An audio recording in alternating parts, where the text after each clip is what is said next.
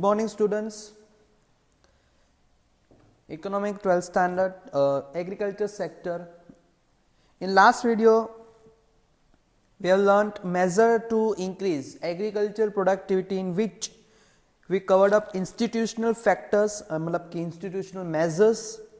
Then after we cover up now technological measures.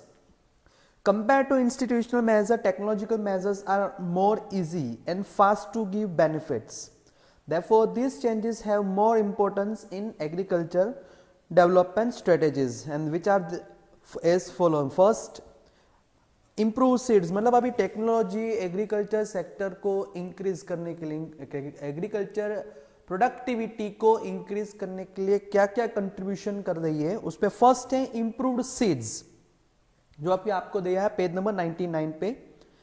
Improved seeds मतलब hybrid seeds are developed by scientific inventions, and this system scientifically developed seeds give more production, helps in producing crops. मतलब ये hybrid जो भी seeds है जिसकी वजह से हमारा एग्रीकल्चर प्रोडक्शन होता है वो ज़्यादा होता है, which gives more production speedily and protect crop against diseases. मतलब अलग अलग जो भी डिफरेंट टाइप्स ऑफ डिसीज होते हैं क्रॉप को, उसमें भी थोड़ा बेनिफिट मिलता है उसमें. India has achieved a notable rise in food grain production with the help of this type of seeds. India में थोड़ा फूड ग्रेन्स में भी प्रोडक्शन इंक्रीज किया due to this hybrid seeds, and therefore extraordinary rise in food grains production is known at the place of agriculture revolution as seed revolution. मतलब ये extraordinary जो rise हुआ है फूड ग्रेन्स में, जो एग्रीकल्चर रिवॉल्यूशन के नाम से जाना जाता है, जो और एक नाम से जाना जाता है सीड रिवॉल्यूशन से. National Agriculture Research Committee, National Seed Corporation and agriculture universities give priority to seed development to increase agriculture productivity in reality. मतलब ये जो भी कमिटी है, यूनिवर्सिटीज़ है, कॉरपोरेशंस है, ये सभी कमिटीज़ ने प्रायोरिटी दी है ये हाइब्रिड सीड्स को यूज़ करने के लिए. And then next topic, use of chemical based fertilisers. Use of chemical fertiliser increase with the use of improve seeds in India. मतलब जो भी ये इम्प्रूव सीड्स है हाइब्रिड सीड्स के, जिसका यूज केमिकल बेस्ड फर्टिलाइजर्स के उसके साथ साथ थोड़ा बढ़ रहा है. Chemical based fertilisers give enough nutritions to plant and helps it to grow rapidly. मतलब ये प्लांट को जो भी न्यूट्रिशंस की जरूरत होती है, ये वो भी मतलब जो भी कमी रहती है वो फुलफिल कर देती है chemical based fertilisers. And therefore the fertilizers are very beneficial to increase agriculture productivity, जिसकी वजह से ये fertilizers का यूज थोड़ा beneficial हो गया है एग्रीकल्चर प्रोडक्टिविटी को बढ़ाने के लिए. Nitrogen, phosphate, potash and other chemicals used as per crop. अलग अलग डिपेंड करता है कि आपका क्रॉप प्रोडक्शन कौन सा है, उसके हिसाब से आपको यहाँ पे कोई भी फर्टिलाइजर्स का यूज कर सकते हो, like nitrogen, phosphate, potash etcetera. Chemical based fertilizers produced by public sector enterprise are also used in India. Even fertilizers are imported and distributed at lower rates, मतलब subsidized rate. यहाँ पर ये लिखा है कि कोई भी जो भी chemical based fertilizers है वो इंडिया में ही मैन्युफैक्चर होते हैं, और कुछ ऐसे fertilizers होते हैं जो फॉरेन से इंपोर्ट भी करते हैं, which is distributed at lower rates, subsidized rate. Increase in irrigation facility. Indian agriculture sector depend on sky, मतलब rain in majority cases, but rain is quite uncertain. मतलब ज़्यादातर इंडिया में ऐसे एरियाज है जिसमें ज़्यादातर मोस्टली रेन के ऊपर डिपेंडेंट रहना पड़ता है, मगर ये रेन का भी कुछ अनसर्टन रहता है. So it directly affects the agriculture production and productivity, जो डायरेक्टली अफेक्ट करेगा एग्रीकल्चर प्रोडक्शन एंड प्रोडक्टिविटी को. India has one of the big issues of agriculture which is inadequate facility of irrigation. irrigation मतलब सिंचाई, मतलब पानी की थोड़ी lack of water in short, कि जहाँ पे ये फैसिलिटी अवेलेबल नहीं है, जिसकी वजह से एग्रीकल्चर में ये बहुत बड़ा इश्यू बन गया इंडिया में. If agriculture has to come out from uncertainty of rain and to provide certainty in irrigation facility, then different motive of small scale and medium scale irrigation projects should be developed. मतलब ये जो भी irrigation problems है due to the lack of rain and water, वो हम कोई भी एक स्मॉल स्केल या तो मिडियम स्केल तो भी इरिगेशन प्रोजेक्ट के हिसाब से हम लोग डेवलप कर सकते हैं, वो प्रॉब्लम को दूर कर सकते हैं. And this task should be prioritised. To expand the service of irrigation development program of irrigation sector and infrastructure development fund set up by India, मतलब ये irrigation services को expand करने के लिए, develop करने के लिए दो यहाँ पर प्रोग्राम दिए हैं जो इंडिया में सेटअप है. फर्स्ट है development programme of irrigation sector and second infrastructural development fund. In addition to that, incomplete irrigation projects and to develop other facilities, NABARD being assigned. मतलब ये भी जो अगर कुछ खामियां रहती है, मतलब कहीं पे भी कोई भी इश्यूज रहता है तो वो कंप्लीट करने के लिए, इरिगेशन प्रोजेक्ट को कंप्लीट करने के लिए नाबार्ड को भी असाइन किया गया है. Use of machines. One of the reason for low productivity of agriculture is traditional equipment और मशीन्स. मतलब पुराने वो मशीन्स होते हैं, इक्विपमेंट्स होते हैं एग्रीकल्चर करने के लिए, उसका यूज अभी भी कंटिन्यू होता है जिसकी वजह से भी एग्रीकल्चर प्रोडक्टिविटी कम रहेगा. In reality with the development of engineering and automobile sector, tractor, trailer, thresher, electric pump set, oil engine, pesticide, sprinkler pump etcetera, modern machineries are invented. मतलब ये जो भी यहाँ पे आपको लिस्ट दिया है वो सब मॉडर्न इन्वेंशंस है जो जिसकी वजह से हम लोग एग्रीकल्चर का प्रोडक्शन बढ़ा सकते हैं. कहीं कहीं फार्मर्स ऐसे हैं जो ये मशीन्स को अफोर्ड नहीं कर पाते और अभी भी ट्रेडिशनल मेथड से एग्रीकल्चर करते हैं जिसकी वजह से भी प्रोडक्टिविटी और प्रोडक्शन दोनों कम रहते हैं एग्रीकल्चर का. This machines are very helpful to have more than one crop a year which increases productivity. मतलब ये मशीन से आपको एक साल में मोर देन वन क्रॉप यहाँ पे यूज कर सकते हो और अपनी प्रोडक्टिविटी भी इंक्रीज कर सकते हो. Then pesticides. Ready crop has danger of various disease and insects. जो भी अभी थोड़ा क्रॉप बड़ा हो जाता है तो उसको थोड़ा प्रॉब्लम रहता है अलग अलग डिसीज का या तो इंसेक्ट्स का. And to prevent crop from various diseases and to protect plants from insects scientifically develop pesticides are very useful. मतलब ये जो भी इंसेक्ट्स है, डिसीज है, उसको रिमूव करने के लिए, दूर करने के लिए यहाँ पे साइंटिफिकली पेस्टिसाइड्स जो भी डेवलप किया है वो यूज कर सकते हैं farmers. And by using them the loss of crop can be restricted which also will give high productivity.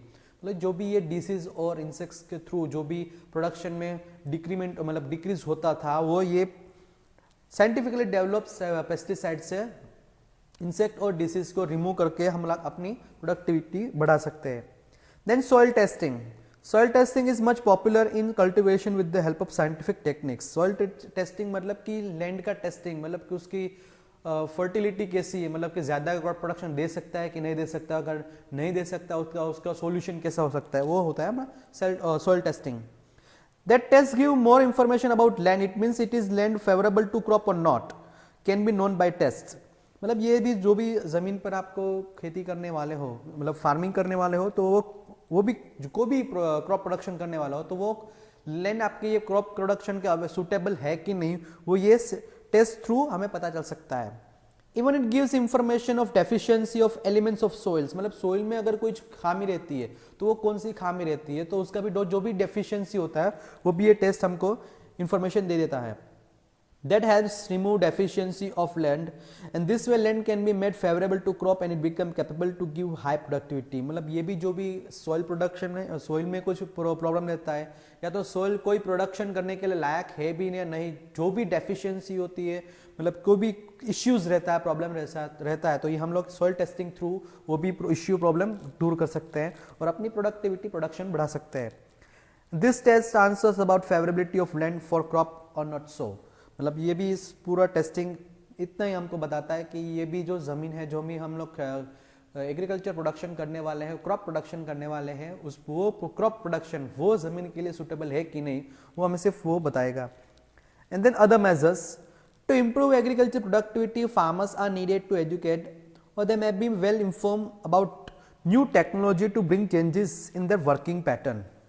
मतलब जो भी फार्मर्स होते ज़्यादातर एजुकेटेड नहीं होते तो वो लोग थोड़ा एजुकेटेड होने चाहिए और अपनी एग्रीकल्चर प्रोडक्टिविटी कैसे इंप्रूव करें उसके लिए उसको साथ साथ new technology, new modern techniques, अगर न्यू मेथड्स आए हैं तो उसको भी उसके बारे में पता होना चाहिए और उसके हिसाब से वो अपनी वर्किंग पैटर्न को भी चेंज कर सकते हैं.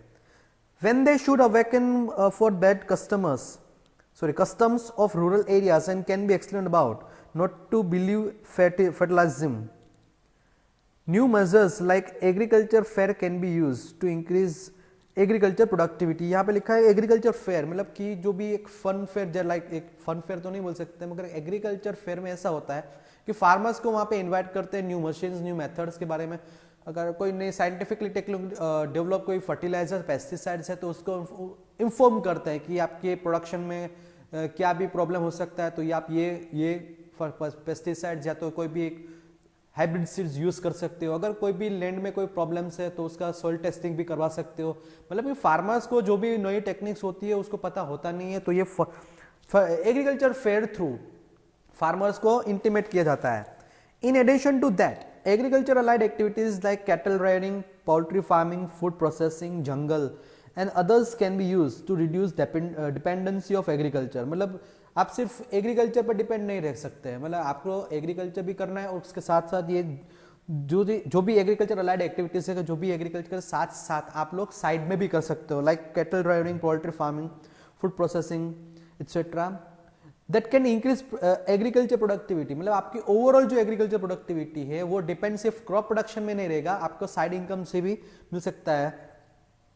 If small scale industries can be expanded to rural area, that kind of industries can become become supporting to agriculture, and that can make improvement of agriculture productivity easier and possible in reality।